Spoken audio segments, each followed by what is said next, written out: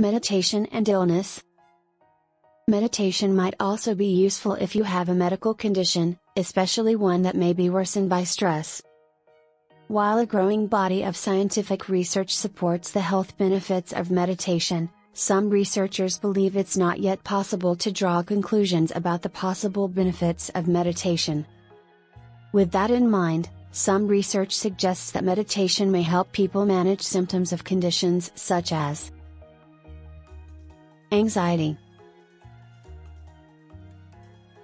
asthma, cancer, chronic pain, depression, heart disease, high blood pressure, irritable bowel syndrome, sleep problems, tension headaches. Be sure to talk to your healthcare provider about the pros and cons of using meditation if you have any of these conditions or other health problems. In some rare cases, meditation might worsen symptoms associated with certain mental health conditions.